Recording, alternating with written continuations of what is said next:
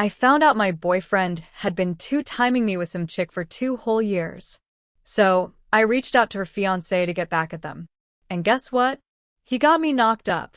I'm a 26-year-old woman, and I just found out I'm pregnant after having revenge sex with a 35-year-old fiance of the 30-year-old chick my 32-year-old ex-boyfriend had been cheating on me with for 2 years.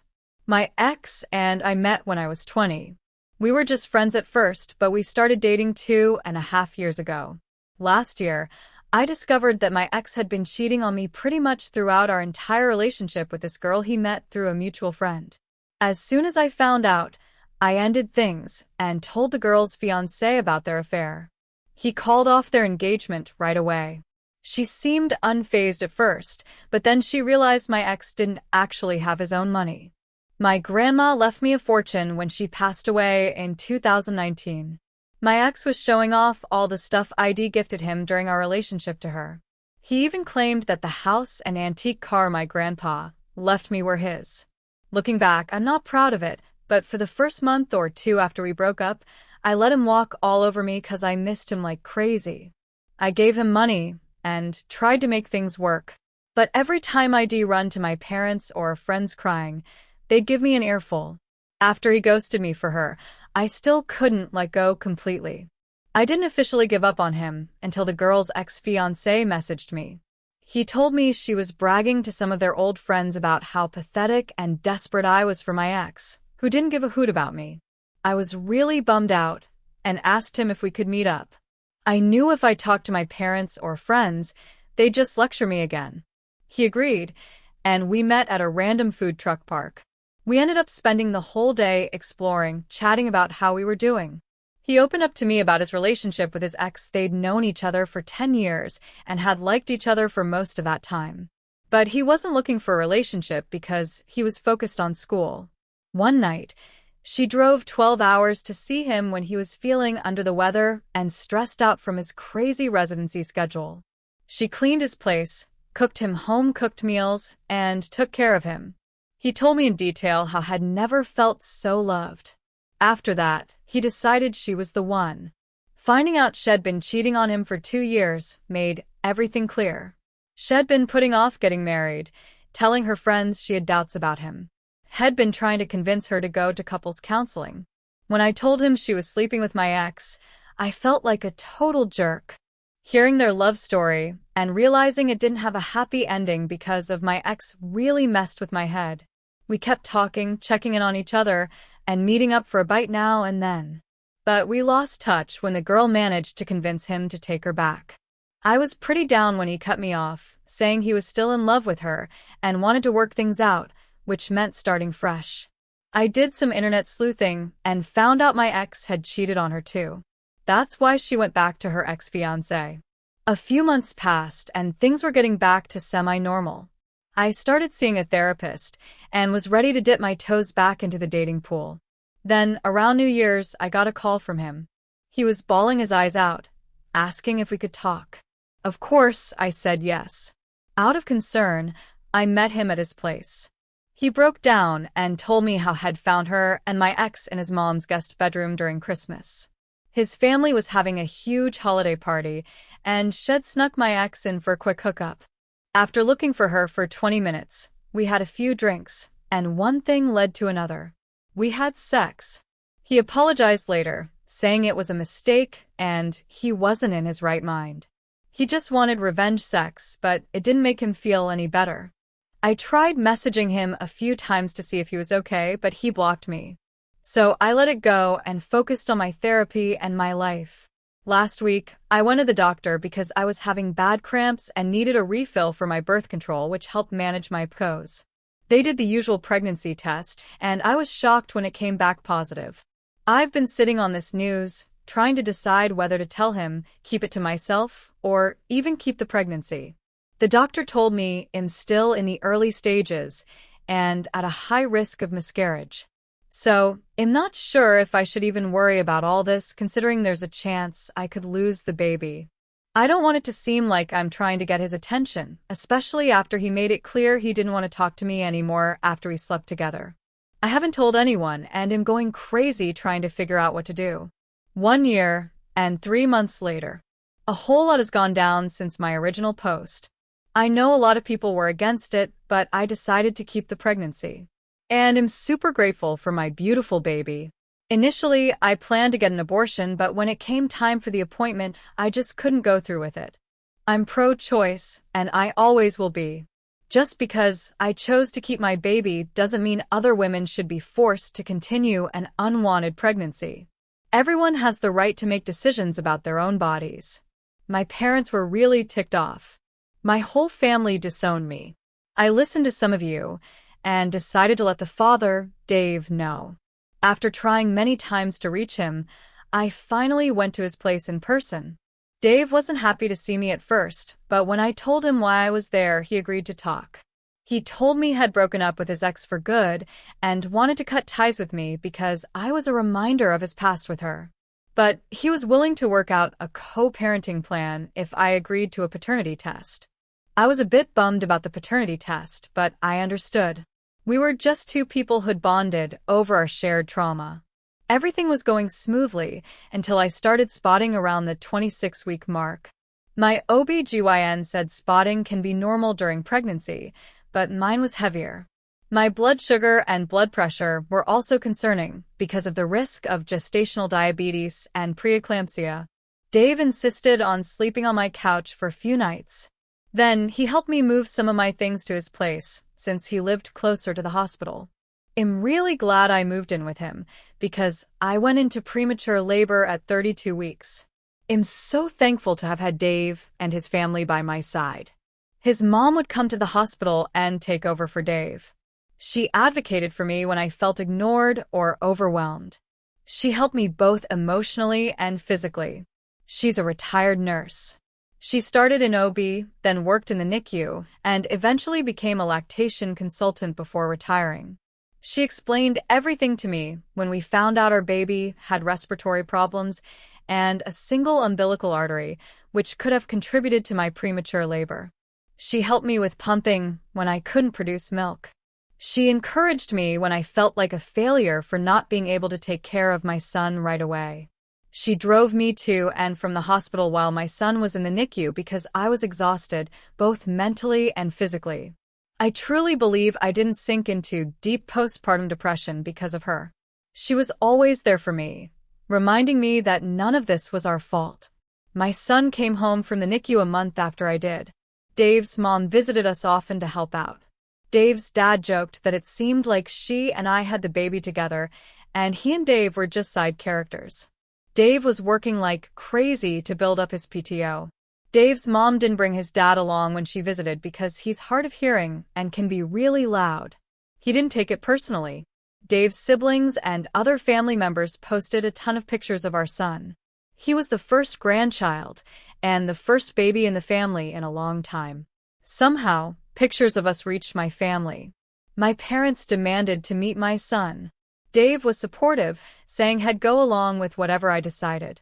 After thinking it over for a few days, I decided to talk to my parents before letting them meet my son. When we met, my parents were mad that I didn't bring my son with me and had left him with Dave's parents. They said some really hurtful things. Then my dad started asking when Dave was going to ask for his permission to marry me, like we should have had a shotgun wedding when I was pregnant. I could take their insults, but when they started bad-mouthing Dave and his family, I got really angry and decided it was time to leave. My parents tried to get legal visitation rights. I didn't even know grandparents' rights were a thing before this. But they were denied because our son was still very young, and Dave and I were getting along well, living in the same house. My family tried to reach out and say we were terrible for denying my parents access to their grandchild. But whenever Dave's family defended us, they pointed out that my family had disowned me and didn't care about me until after I had the baby. Dave's mom and my mom had a huge fight. My mom made false reports to CPS and called the police for multiple welfare checks. The police gave my mom a warning for harassing us after she threw a tantrum when they found nothing wrong during a welfare check. Dave and I now have restraining orders pending against my parents and some of my family members. 2 months ago, a friend of Dave's asked him out for drinks. They ran into his ex-fiance. She messaged him later, saying she regretted how they ended things and was really hurt to hear we had a baby together, especially so soon after their breakup. Dave didn't want to talk to me about how he felt. Whenever I asked, had brushed me off or changed the subject to our son. I noticed he was pulling away from me. Our relationship became really awkward. I knew he still had feelings for her, and I was worried he felt stuck with me and our son. I also felt like the drama with my family was making Dave and his family less patient with me and our son. On Mother's Day, I overheard some of Dave's family members saying I didn't really belong at their family barbecue, since I was just my son's mom, not part of the family. Dave just shrugged and said I didn't have anyone else to spend the day with. Things were so tense that I started thinking about moving out. I thought it would give Dave some space to date again, if he wanted to. I also wanted to get back to work and be more independent. I wanted to approach the topic of moving out and creating a co-parenting plan without making things worse. OP's new post 4 days later. Maybe I'm overthinking things. I've been trying not to check my phone because I'm really overwhelmed. I talked to Dave. He was against me moving out. He also didn't want to talk about how he'd been acting since running into his ex.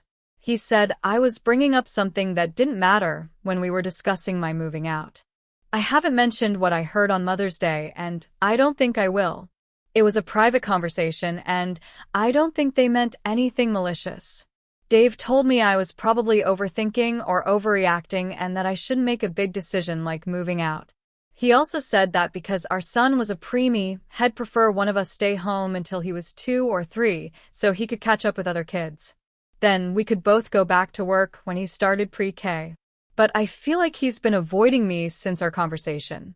Maybe I'm overthinking, like he said. But after reading some comments, I think my feelings are valid. I just don't know anymore. I want to do what's best for my son.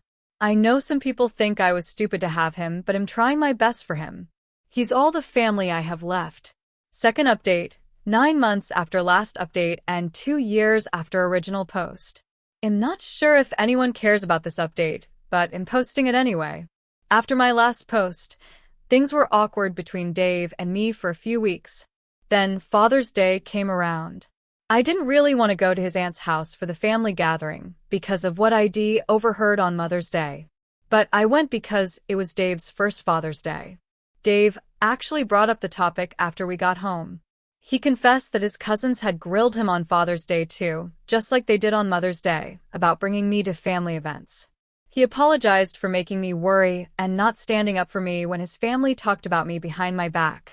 He said he really didn't want me to move out or split custody of our son. He liked coming home to both of us after a long day at work. I told him I didn't want to ruin Father's Day, and we could talk about it later. But Dave was determined to clear the air because he was tired of the tension between us. Surprisingly, Dave said he was worried I felt stuck with him. He saw how tough it was for me to go through premature labor, deal with our son in the NICU, and heal postpartum. He also felt bad about how my family treated me and how some of his family members held it against me. He made it clear that he wanted us to see if we could build a relationship, but he didn't want to pressure me. He said he'd be okay if we just had a friendly relationship with mutual respect, as long as it was good for our son. We talked for a long time and cleared up all our questions. Dave told me he didn't have any feelings for his ex-fiance. The reason he'd been distant was that he was having a midlife crisis. He realized his life was very different from what he'd imagined. Dave and I decided that I and our son would stay with him.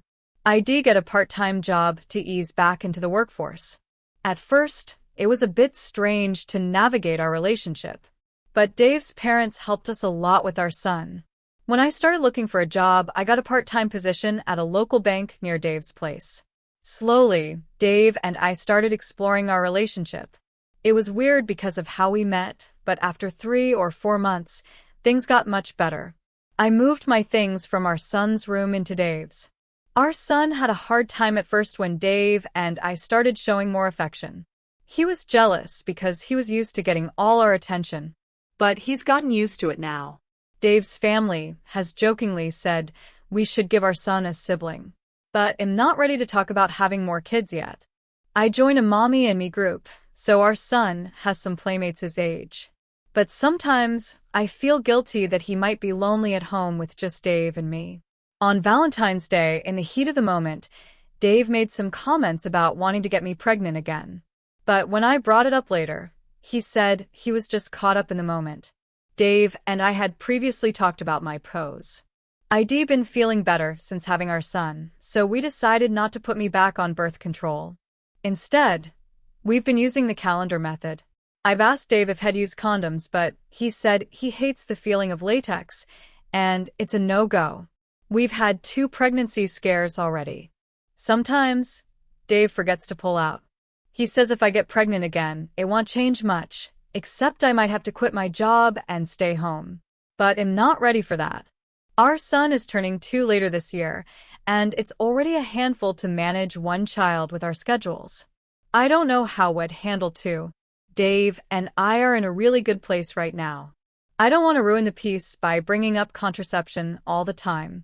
I've been thinking about going back on the pill or exploring other options, but I'm scared it will mess with my hormones and my mental health. If anyone has any suggestions, please let me know. Thanks a ton for all your support and kind words. My life has changed for the better, and I'm truly grateful.